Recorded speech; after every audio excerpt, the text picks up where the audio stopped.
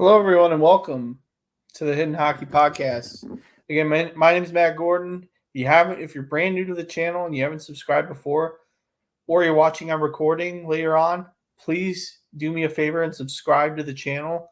I'm on YouTube. I'm on, obviously, where I'm here right now. I'm on Twitter as well at Hidden Hockey. I'm on Instagram at Hidden Hockey, and obviously I'm on here as well.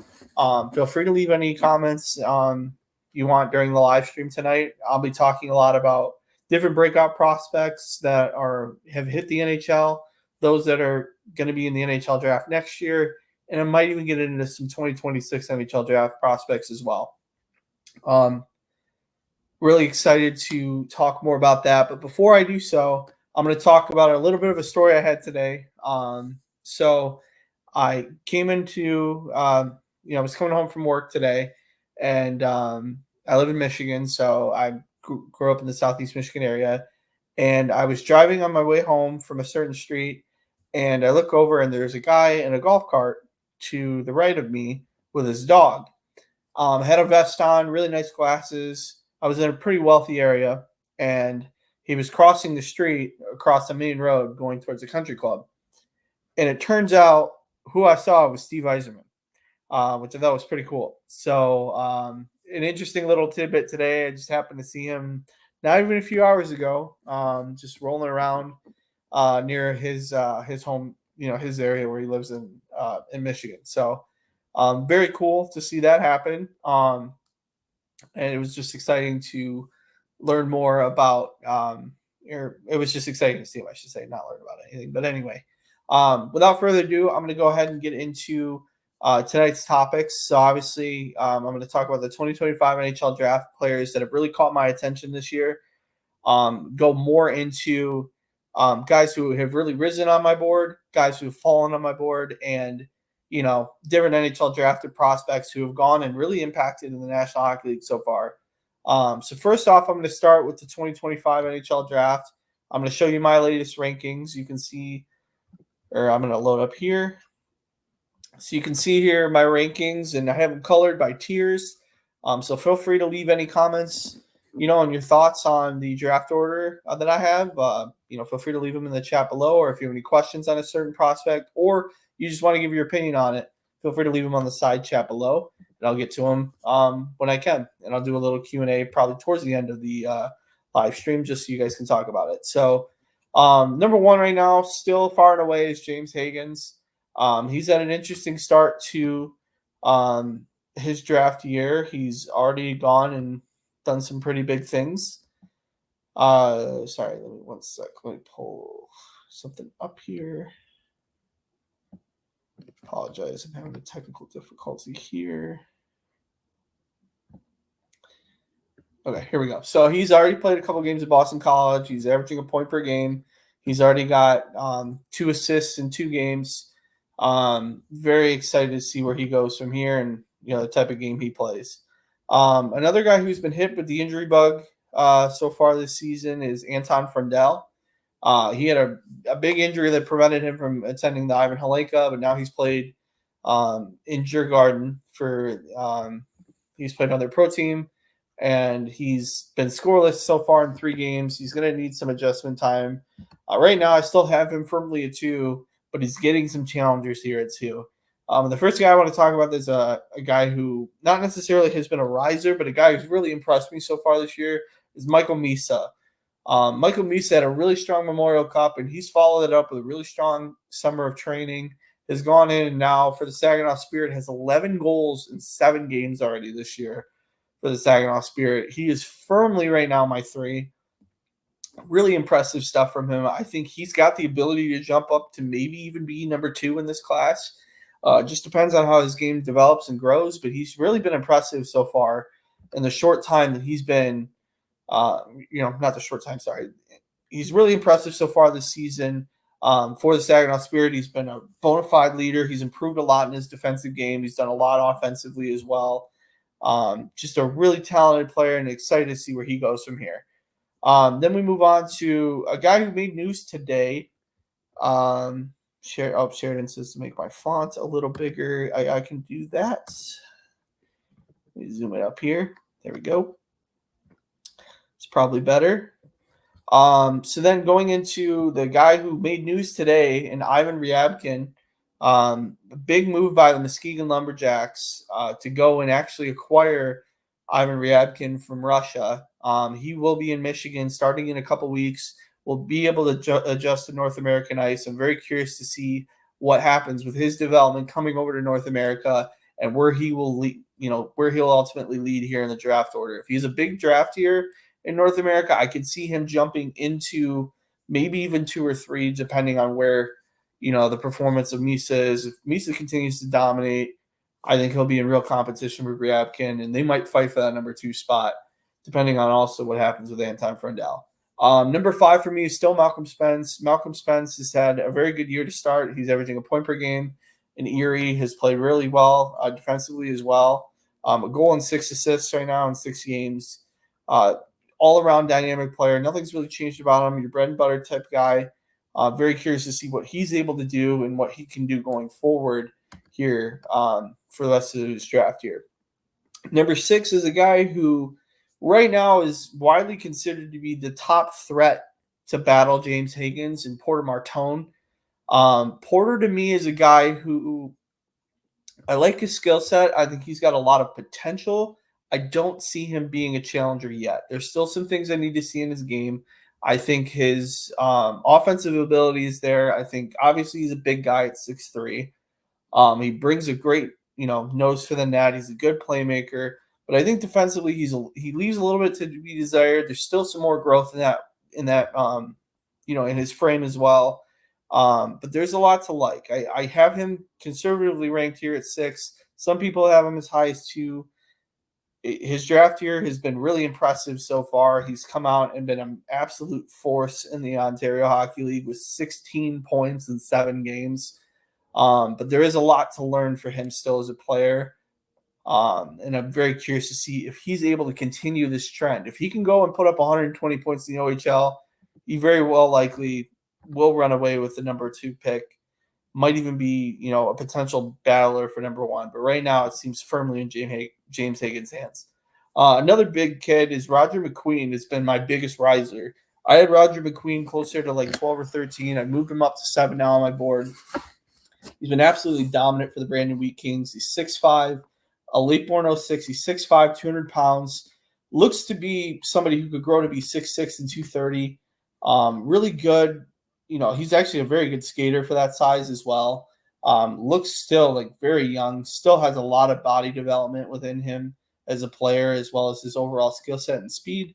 I'm very curious to see what he comes through with in the 25 draft, and I'm very, very excited to see where his game will go and take off. I think there's a lot to like with Roger McQueen, and somebody who I think you need to watch going forward going into his draft year. Cole Reshny's next. Cole Reshny to me has just continued to be the same consistent offensive contributor that we've always seen out of Cole. Cole has had 9 assists so far in 8 games, only 1 goal, which is kind of surprising given his overall ability to score and the team he's on. He's got plenty of players as well, including the young phenom defenseman Keaton Verhoff, who I will talk about in a little bit here for the 26th draft, and a guy who I think is going to really jump up in the next 12 to 18 months. Going into our next pick here, this is where the tier drops off for me. Victor Eklund has had a really good start to the year. 7 points in 9 games for Djurgårdens in the Hockey Allsvenskan. Has outperformed his teammate Anton Frendel. Reminds me a lot, obviously, of William. William obviously plays for the San Jose Sharks. I'm very curious to see if the upside is equal to William right now. I still think William is a better prospect, but Victor is really showing that he's a very capable and equally elite player. So it's exciting to see where he can go and see where his growth can be as a hockey player as well. Going on to number 10, another big riser for me is Caleb Desnoyers. Plays in the Quebec League for Moncton. Had a pretty good Ivan Holenka, and he's gone and followed it up with some pretty good ability as well to play in the Quebec Major Junior League. I'm super curious to see what he's able to do for Moncton if his production will grow. Really good skater. I would argue one of the better skaters in the draft. A lot to like. A lot of scouts have now had him closer to like the top 10, if not 12 or 13, depending on who you look at. What their boards are. He's sneaking into this top 10 category, and I'll be very curious to see what happens with him going forward here. And then I got a pair of guys from Skellefteå's under-20 team in Vigo Nordland and Victor Klingsell.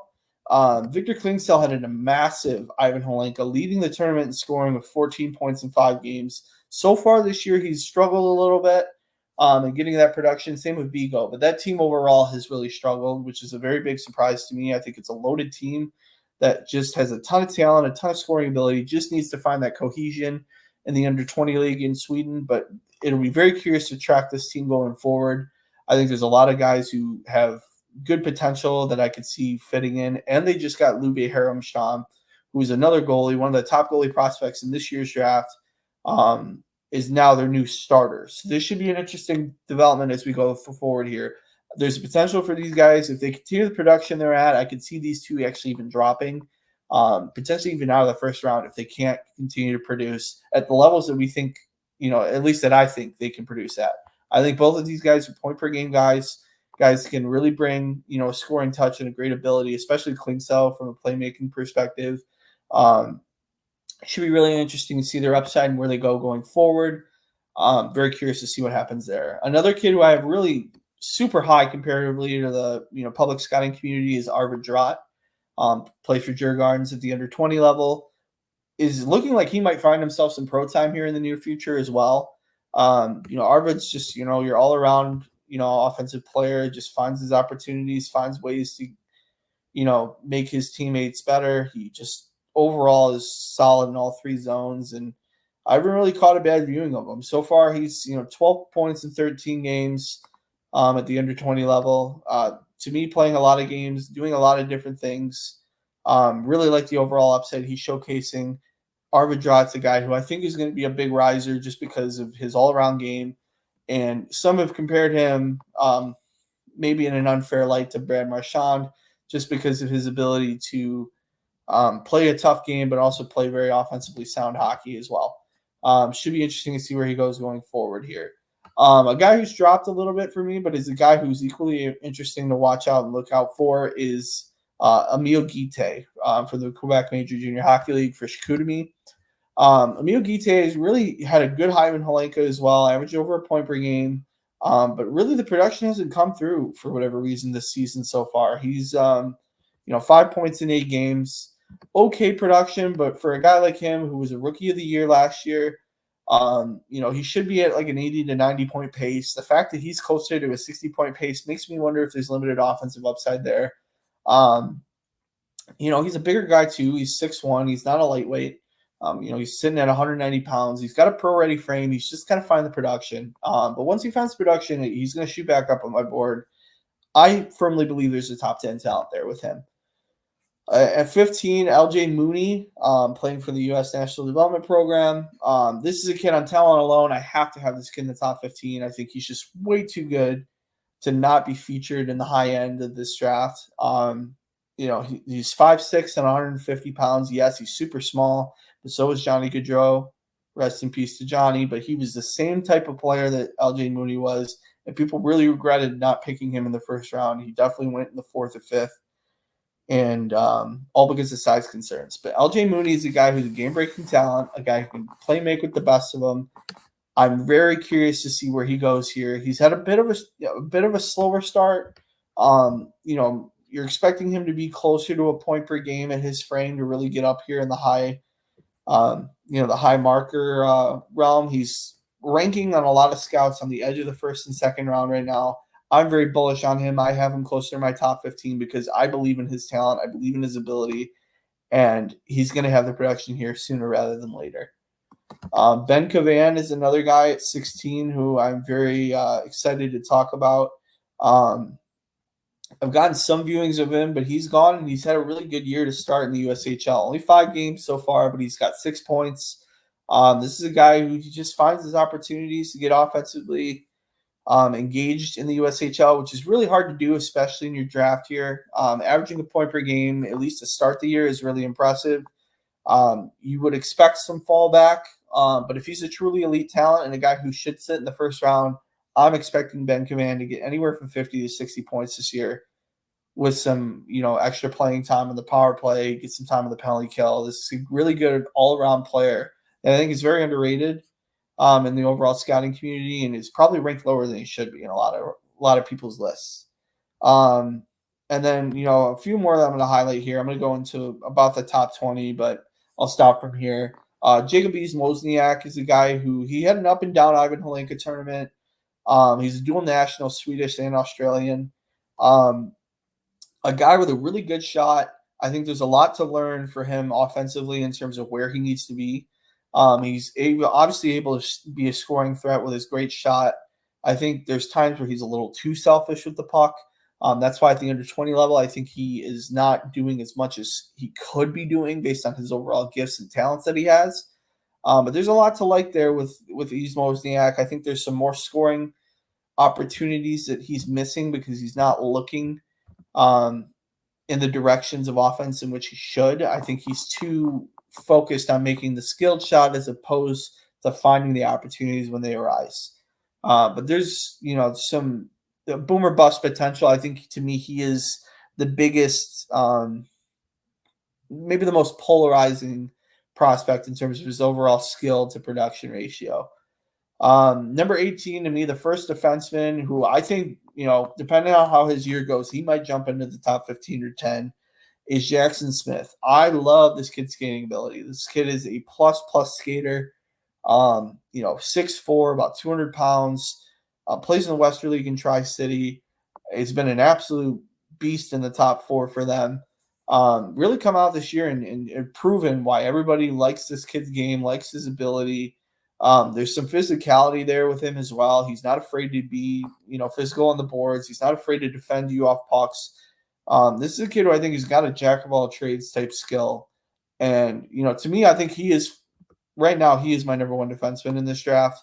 I'm also looking to maybe rank Matt Schaefer depending on some viewings I have. But right now, Jackson Smith to me is far and away the number one overall defenseman that's available in this draft, with maybe Matt Schaefer being my two.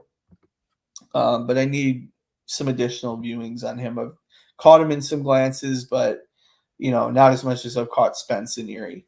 And then, a couple other guys who I have here ranked. I have Banach here at 23, Haremstam here at 25. Those are some guys who I think have the ability to move up on the board.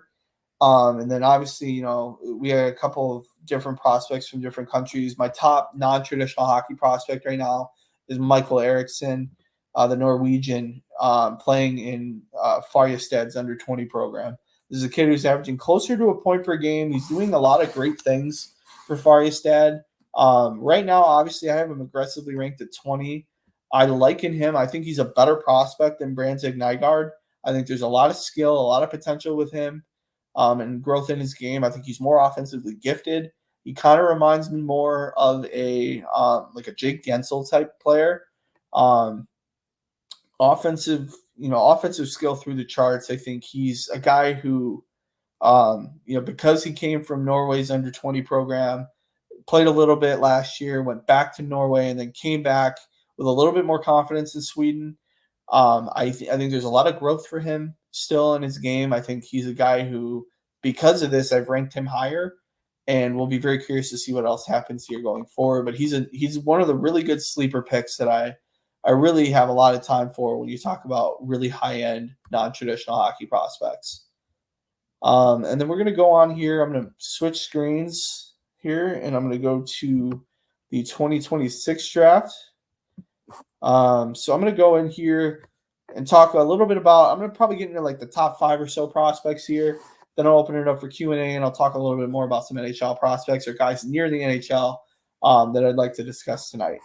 2026, right now, the number one far and away to me, just like James Higgins, is Gavin McKenna. Gavin McKenna has been an absolute freak of nature for the Medicine Hat Tigers. He's just been completely unbelievable since the under-18s.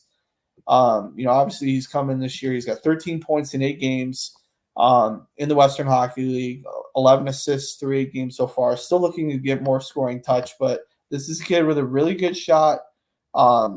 Is a can't miss prospect. I don't think there's a single weakness in this kid's game. He's very good defensively. He's already putting up 20 to 25 minute games for Medicine Hat. He's arguably, you could say, one of the best, if not the best forward in the Western Hockey League already at 16 years old. Obviously has some decent bloodlines with Connor Bedard being his cousin.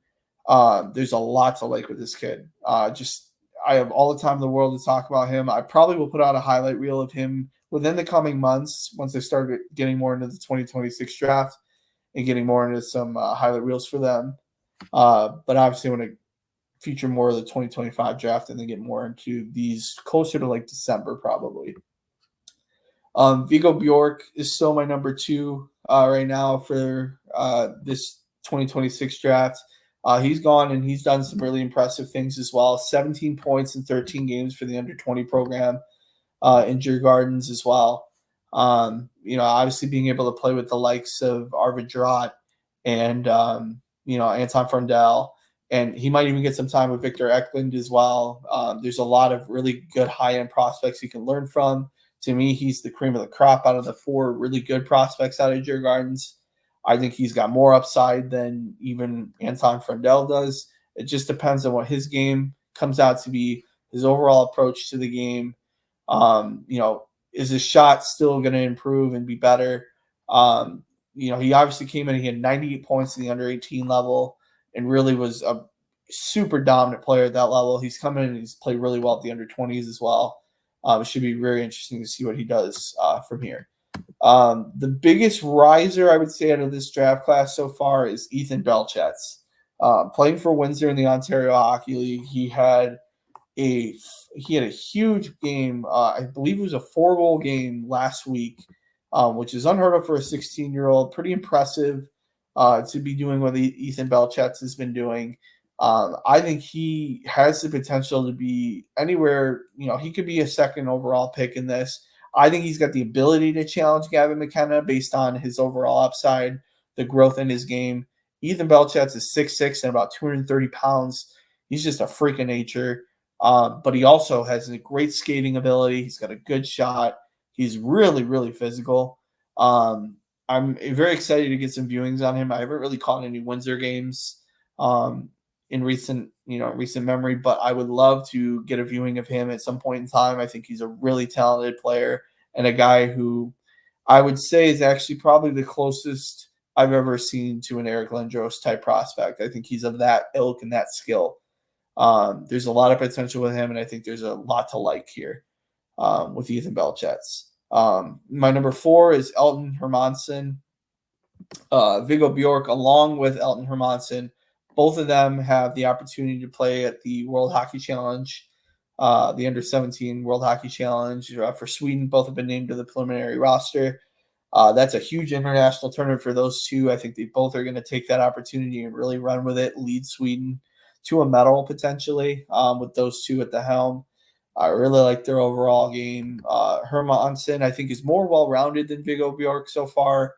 But I'm excited to get viewings on him as well. Playing for Örebro in the under 20 level, he's been pretty good so far. I think he's got 5 points in 10 games. He hasn't been as offensively productive, but he's got some interesting players around him, including another Norwegian player I think is of the ilk with Mikael Eriksson in the 2026 draft, and Nicholas Aramolson. Another player who I have later in this first round, I think a guy who could definitely rise up boards depending on how his season goes. Both of them have very similar production right now. Hermansson's proven it a little bit more at higher levels, but I'm very curious to track Aram Olsen and his younger brother, William, who is a 2028 draft pick. Both of them are very exciting prospects with a lot of upside, and Norway is continuing to really produce some high-end offensive talents. And then going into closing out my top 5 is Mikey Burchild. Mikey Burchild, to me, after James Higgins, is the next best talent available in America. I think he, 12 points in 10 games at the under-17 team. He's going to get some under-18 games. This is a kid who dominated, for Shattuck's prep team, had, over a point per game as a 15-year-old, which is incredibly impressive. We forget that these kids are really young. These are '08 born kids and late '07 born kids. Like, it's crazy these kids are that good at this young of an age. But, it's just fun to watch this kid grow and develop. And I think, Mikey's going to be a guy who is going to bring a lot of scouts to the rink because of his overall work ethic. He's a really good straight line skater, very tenacious. His shot is pretty good. I wouldn't say it's, he's got some work still to do on that, but it's definitely a weapon for the under 17 program. And I think there's a lot to like with what he brings to the table. And then we got some other guys listed here that I'll talk about at a later date. But we'll get more into some different rookies and people that have gone on and played now in the NHL. Just kind of get some different stuff here. So let me get situated here. Again, if you guys have any questions, feel free to leave them on the chat below on the side. Very excited to talk more about, not only this year's draft class and the year after's draft class, but we can talk about any prospect you guys want about it. So very excited to get more into those prospects as well. I apologize. Let me get myself situated here. I'm just going to rank the under 20 scores real quick and share my screen. So I'm sharing my screen here. I'm actually going to go under 21. One sec. Let me just go here. Obviously, we look at some of these young prospects that have come into the league here. One guy that stands out, obviously, is Seamus Casey. This is his rookie year. Played for University of Michigan. Really breakout defenseman. Has come in for the New Jersey Devils and has been super impressive. Everybody's talked about, he's a small guy at 5'9", really shifty skater. Does he have that ability to translate offensively to the National Hockey League? And so far, he's really shown it. You look at guys, he plays with really talented guys like Heischer and Jack Hughes, Timo Meyer. He's got, obviously Nemec. He's got Luke Hughes, on the defensive end. New Jersey's really forming themselves as a hockey team, and Seamus Casey's really finding an opportunity to really grow himself as a hockey player there in New Jersey. Another rookie that we're going to talk about here is Blaine Hudson. Has had a really impressive year to start. 4 assists, obviously, in 4 games is really impressive. He came on last year for a game or two towards the end of the year after leading Boston University to the Final Four. Lane, to me, again, a shorter guy at 5'8" and about 160 pounds. Lane has proven that it doesn't mean that there is, you don't have to obviously be the biggest guy in the world, but Lane has got such an unbelievable brain for the game of hockey, and he's so cerebral. It's hard not to love what Lane Hudson has done so far this year in the National Hockey League. I think he's just got so much potential. And I'm very excited to talk about, what he's going to do in the coming months here. And then 2 other guys I'll talk about for a little bit. Obviously, I've talked ad nauseum on this podcast here about Matvei Michkov. Matvei Michkov is gone, and I started off, he didn't have any points in his first 2 games, but he went on and he had, a 2-goal, and he had a 2-goal night the other night. First goal was very fluky. If you haven't had the opportunity to watch it, please do so. It's quite the highlight. It's very interesting to see how he was able to do what he did. And then it was very his second goal was more of a traditional Matvei Michkov. I take a shot from the corner and I snipe you. It was a very impressive shot on his part, and obviously we're going to see a lot more of that in the National Hockey League here. And then obviously Macklin Celebrini made his debut, and he had a goal and assist in his debut. Very excited to see what he's got going on. He's obviously now hurt. He's on the IR and will be out for the next couple weeks. But in the game I watched to Macklin, I thought Macklin was really impressive. I caught some highlights of him. I thought he was more than capable at the National Hockey League level, especially with the tough assignments he's been given in the top 6. And the pressure of obviously being the number 1 overall pick really has not faced him at all. And he's come in guns a-blazing in the National Hockey League. So there's a lot to like with what Macklin Celebrity's done here. So I'm going to have another question here. Sheridan puts on here, which draft class do you think will produce or has produced more talent for the NHL, the 2024 or the 2025 draft? Out of the draft class, actually, I'm going to leave it up here. For the draft classes, in terms of the 24 compared to the 25 draft, I think I like the 2025 draft more than the 2024 draft. I think the high-end talent is more there. Obviously, we're going to look at guys like James Higgins is a guy who is, I think, going to be NHL ready from day one. He arguably probably could play in the NHL right now. Even as a 17-year-old, I think his skill is of that ilk, and he's a very talented player in his own right. 24, I think if you compare Higgins to Celebrini, I think Higgins just has a higher upside. I really like Celebrini's game. I think Celebrini is definitely more NHL ready right now. But looking at their future upsides and where they go, I think Higgins, comparing one overall, I think Higgins is going to bring a lot more to the National Hockey League. And then you go through the depth here, the 24 draft. I think, defensively in the 24 draft, you have Lev Shinoff, you have Zane Parekh, different guys who were already picked who I think are going to go on and have really impactful years going forward. And then in the 25 draft, we're waiting for those defensemen to kind of come up. It's going to take a little bit, but I think, I like Jackson Smith. If I had to pick more defensemen that I think will come out of the 25 class, I think Schaefer is going to be a really good player. I would argue Cam Reed is a guy who could be a sleeper. I really like him out of Kitchener. And we'll see what other guys come out, but I think those three right now are three standouts for me. All three guys who can break out the puck, all three guys that are really all around great defensemen. Should be really interesting where they go going forward. But if I were to guess, they're pretty equal, but I would say 25 seems to be the better draft. So thanks for the question, Sheridan. In terms of different things that have also gone on in the prospect world, I'm going to come out with a video here in the next little bit that talks about the impact of college hockey and what happens when NIL gets passed. When NIL inevitably hits the CHL, and the Canadian Hockey League players are able to play in the NCAA. If that happens, and when it's ruled, obviously that's going to have major ramifications not only for Major Junior, but for the USHL, the NAHL, all the Tier 3 leagues in Canada and the US. There's going to be a massive, massive trickle-down effect here that I'm very curious to see what happens here in the coming future. And will actually probably forever change the way college hockey recruiting is done. You may see more kids getting solicited at earlier ages. I think there is going to be a lot of different people that are going to, I guess the role in recruiting is going to be more nuanced because you have so many different options that are available, and the North American development model will be even more tightly packed, which is going to lead to better talent that's going to fill throughout the leagues and more opportunities for these high-end players to continue that development model. So I'm going to get more into that. Obviously, I think that video will come out tomorrow. I'm actually going to edit it probably right after this live stream here. And I'm very curious to see where it goes from here. I think there's some more growth, more potential that could come out of that decision.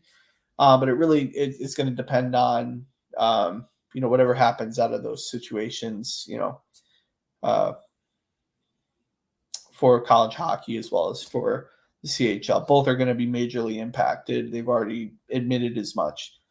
Going on here, I'm going to leave a few more opportunities for questions. Otherwise, if you are watching on recording, like I said, you don't have to throw it in the live chat. If you do happen to catch this later and you happen to be watching and you have a comment you want to throw on here, feel free to leave those comments below in the comment section after the video. I will get to those questions. So even if you miss it live, doesn't mean you can't have the opportunity to contribute and engage with the content. I'm greatly appreciative of those that jump on either live or watch recorded. Just excited to be able to provide any hockey content I can. Should be super pumped. I think in the next little bit here, I'm going to talk a little bit more about, I'm going to break down maybe more of the 25 class, or I might even get into some different things in terms of, either topics or different trends I'm seeing within prospect development as a whole, not necessarily by draft year, but just overall what's happening in the world of hockey, either internationally or beyond. Obviously, I probably will do a preview of the World Under 17 Hockey Challenge as well. Just talking about once the rosters all come out, breaking down each of the rosters, who I think are going to be the medal favorites, things like that. That'll probably come closer to, probably a couple weeks from now. But very excited to talk more about that. So I'm going to leave a couple minutes here for any questions. Otherwise, excited to just talk more about these prospects and things like that. So I'm going to get into a couple more players that I want to talk about here. So let me just get to the 27 draft. I want to talk about a really good defenseman who obviously has gone in. We talked about exceptional status a couple of streams ago. Landon DuPont is a 2027 draft eligible. He's 2009 born, playing in the Western Hockey League. Has come into the Western Hockey League and has been really dominant. 12 games, 12 points in 9 games with 4 goals for Landon DuPont. This kid is the next superstar defenseman to hit the National Hockey League. He is tracking better than Cale Makar has. He's tracking better than Rasmus Dahlin. He's tracking better than a lot of different defensemen at the same age. This is a sky's the limit kind of kid. This is a guy who can change the way that hockey's played. It's very hard not to call this kid generational right now. I think he's proven it time and again, and I think Everett is very lucky to have such an elite talent like they do in Landon DuPont. Right now, he is my runaway number 1 in 27. I have a poll that I just put up in the community tab as well. You're going to see coming down on if you're subscribed to the channel, which I encourage you do, you're going to get a poll that's going to say, who do you think's the next generational talent? Either Gavin McKenna, Landon DuPont, or Dominic Zalesny, who's a 2029 draft eligible. Or you have the option to pick other. So feel free to engage in that post as well.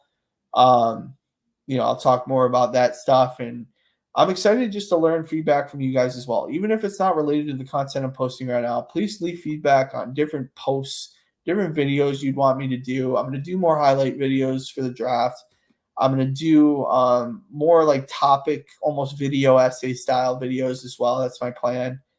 And, getting more into different types of content that I haven't posted yet on this channel that I'm very excited about.